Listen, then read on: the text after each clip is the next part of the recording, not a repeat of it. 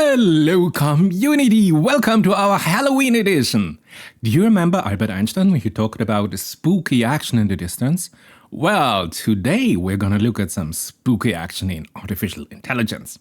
So let's just jump right into it, and we are talking about the vision language model. And we will have a look inside the vision language model, how their transformer layer work on a particular topic, and we are gonna talk about a task vector. Now, if you're not familiar with this is the study I found the most intelligent one. In context learning creates task vectors. Google DeepMind, almost 1 year old. And if we zoom a little bit in here, and they tell us here, this in-context learning in the LLMs has emerged as a powerful new learning paradigm a year ago. And they say ICL can be seen as compressing here as our training set of the ICL into a single task vector, theta s, and then using this particular task vector to modulate the transformer to produce the output. And this at the time was a brand new idea. And if you think about it, let me put it in a simpler wording.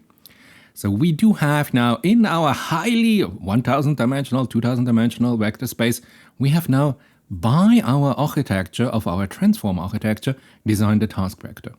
And this task vector is now a compressed representation of the information contained in the few short demonstrations S of our in-context learning example. Remember in a prompt, when we have an ICL, we have 1, 2, 3 examples, and then we have the query. Now it is important to understand, we are just talking at the moment here only about this few short demonstrations called S. And then this is computed by the first layers, 4 or 5, of the transformer architecture, effectively encoding the mapping or the rule exemplified by this few short demonstration S.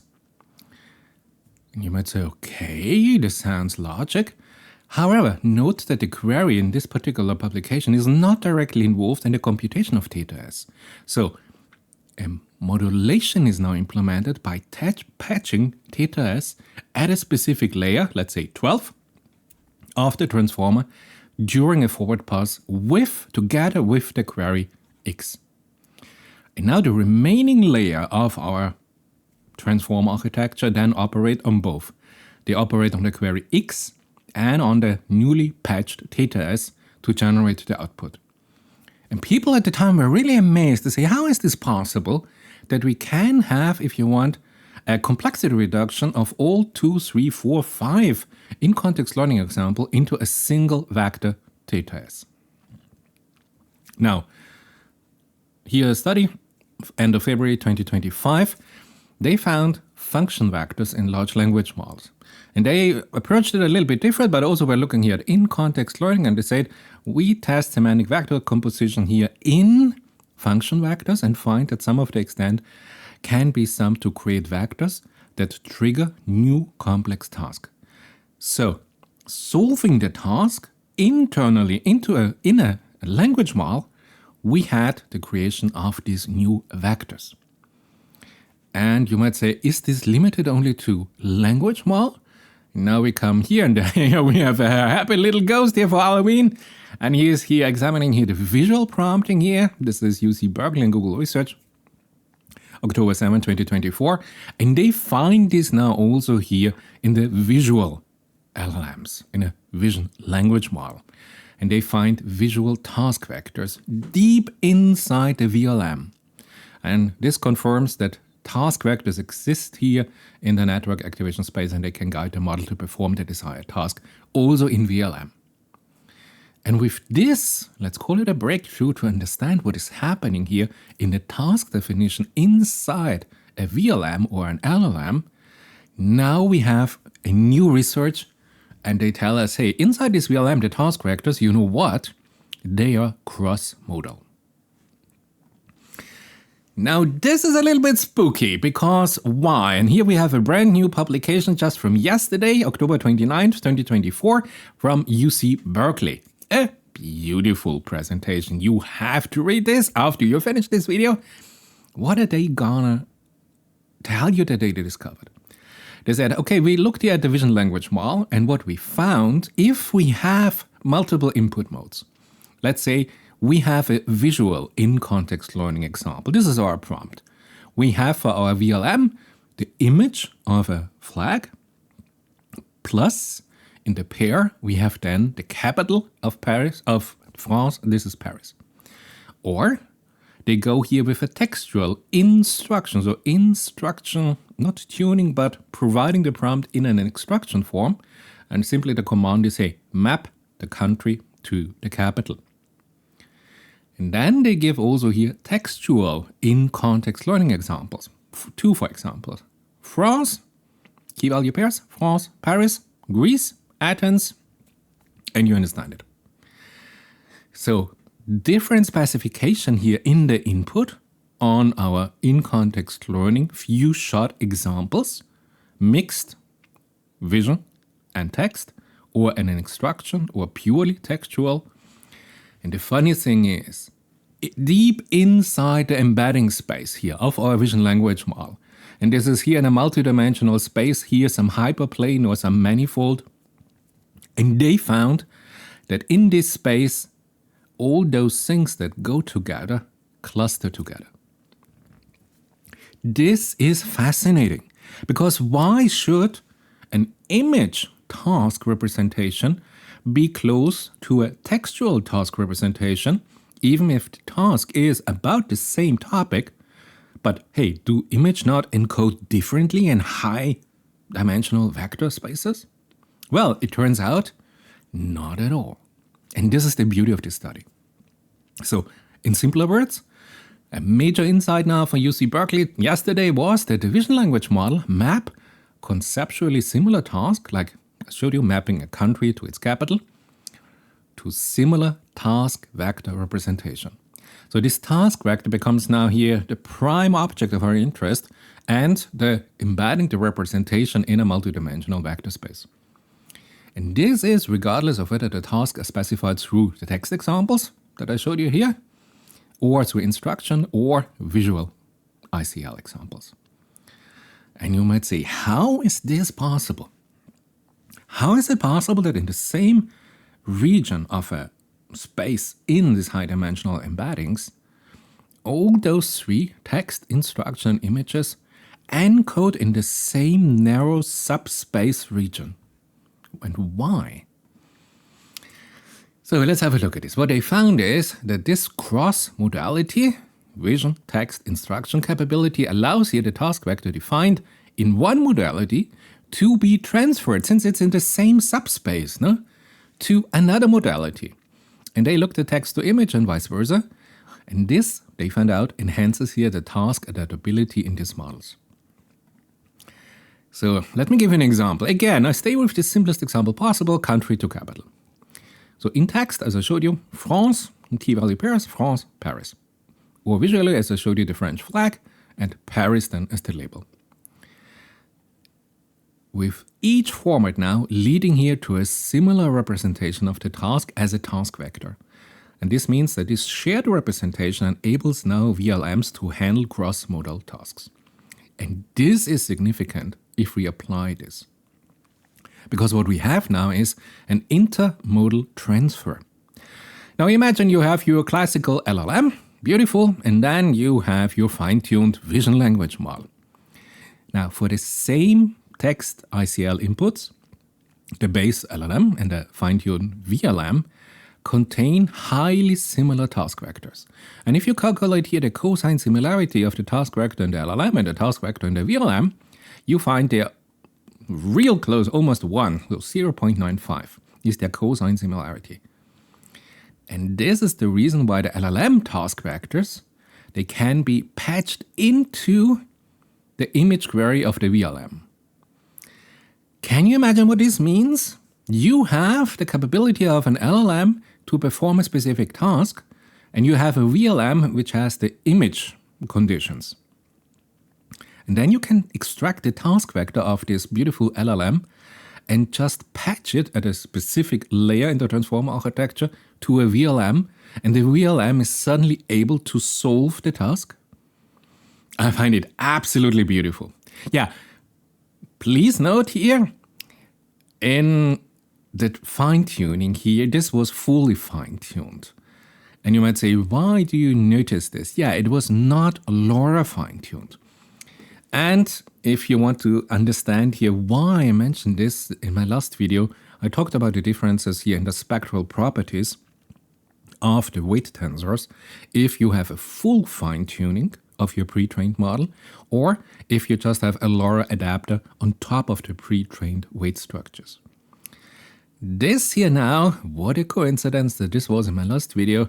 This here is important because they do here the full fine-tuning, because the question would be, in doing the LoRa fine-tuning, the parameter efficient fine-tuning, you understand that we have now with LoRa the vector composition in a lower dimensional mathematical space. So how can we make sure, if we have this now where we have an inter-model transfer, that this LoRa element, this subspace, is available in the VLM? Or can this subspace at all, as an adapter, dock here to a VLM task? So, a lot of really interesting questions for AI research if you would have LoRa, but it is no problem at all if we do here the full fine-tuning cycle and not go with LoRa. All the explanation in this video. And we start with a textual ICL, the textual instruction, the visual ICL example, and you see, if you look where they are situated, they are all close by. Let's have a look at the task vector. You see we have here the examples, and here we have the query. And now we can transfer this to the query. It is patched to the query, and the prediction is Rome. So beautiful. So short summary, we have cross-modal task patching. So by mapping now the task vectors from one modality, text, LLM, to another, vision, VLM, researchers evaluate if the task defined in the text can be used to inform an image query. And they found out, yes, it's beautifully. Especially combining here the instruction-based modality and the example-based modality with the task vectors, combining those two enhances here the task representation quality significantly. And they call this ensembling. So let's have a look. Text ICL, and we go with country capital in this. And let's have a look at the animation. You see, blue is the input, task is here in orange, and the answer is in green. You see where the tasks start at layer 15, and the answer is generated at layer 25. If I go now to food and color, you see, if we animate this, this is the start, this is the task, and then the answer is generated. There's a different distribution across the layer of our self-attention mechanisms. This is interesting given the complexity. If we go for flavor, there's another different. Look at this. Wow. You see, between task and answer, we have a different distribution here in the probability. Let's go now to image ICL, and you will see it is different. Let's start with country capital. Okay. Wow, a very late one, and a very late answer generation. But look here at the task. This is here, takes some 15 to 25, the layer number, to come up here with the task vector. Interesting. If we go now here, food and color, let's have a look at this. So, very close, yeah. Oh yeah, and then the answer is real stable. So this is an easier task, as you can clearly see. And if we go to food and flavor, let's have a look at this. Yeah, it takes a little bit longer. Oh yeah, it's stretched out, and the answer is not so sure anymore. You see, the complexity is different. So, beautiful. Now we understand why we have more or less three phases, and I explained this to you for the text in context learning and the image in context learning. But you know, there's another spooky thing happening here. Because if you look real close and you try to understand what is happening, and let's say at the layer 0 here, so very beginning, you understand we have here a high probability that this is just here the input.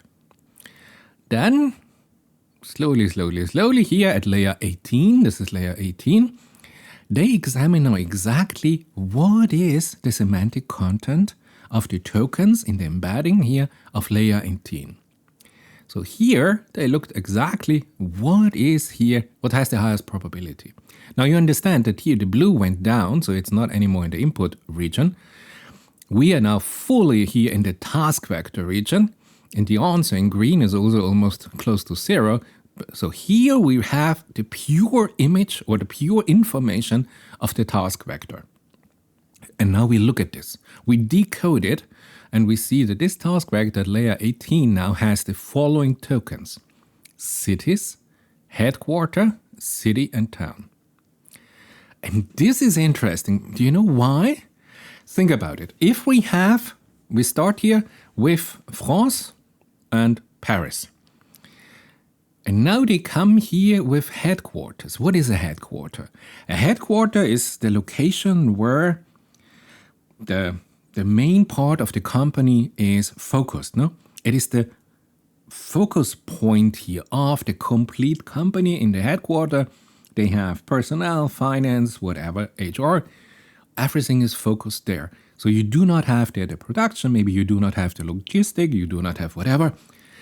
But it is interesting, given here the task France, Paris, the internal spooky thing now is the LLM or the VLM interprets this here in the token headquarters. So if you want the headquarter of Paris, France is Paris, which makes kind of sense. I'm not really convinced, but you understand what this is here hinting at.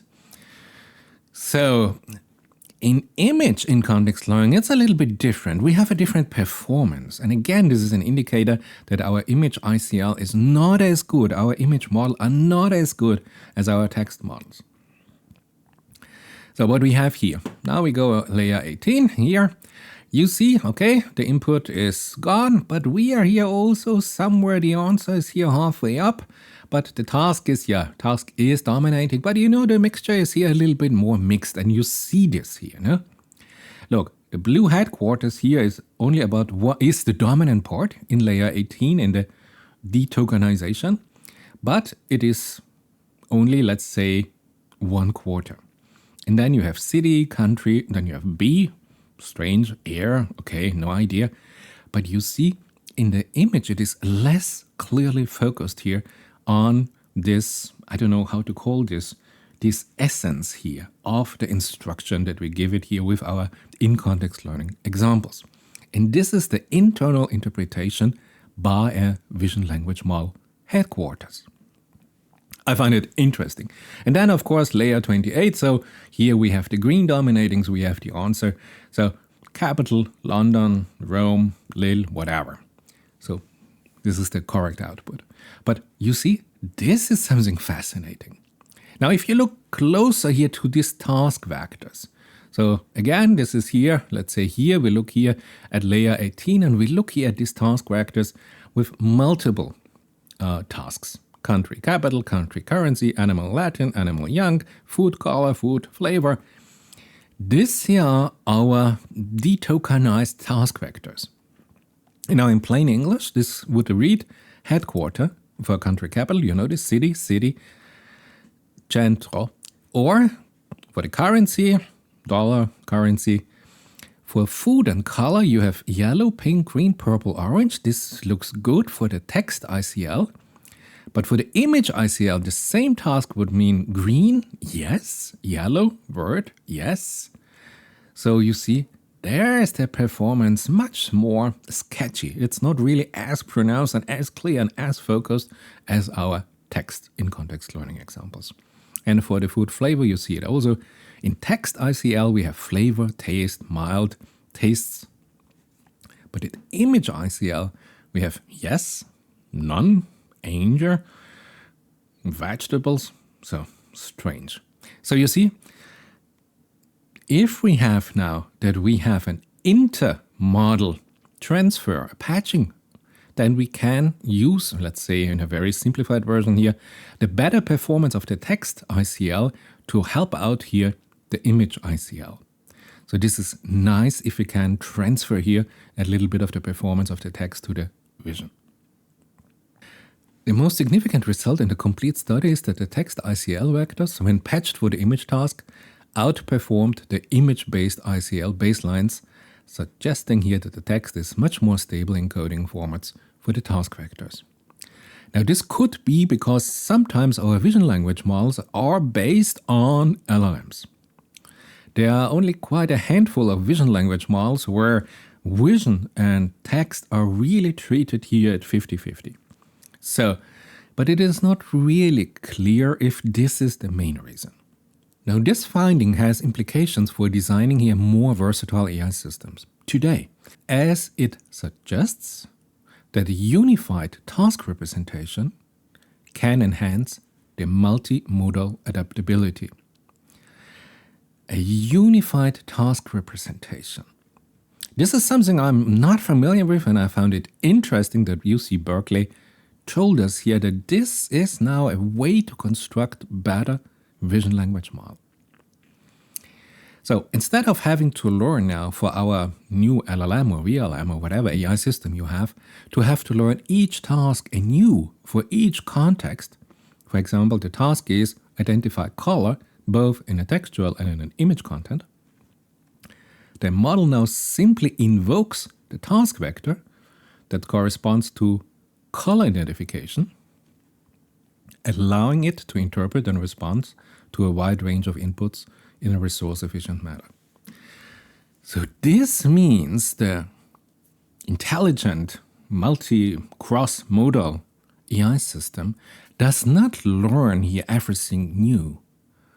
But somewhere deep inside our VLM, the system already learned here for the task color identification that there is a specific task vector.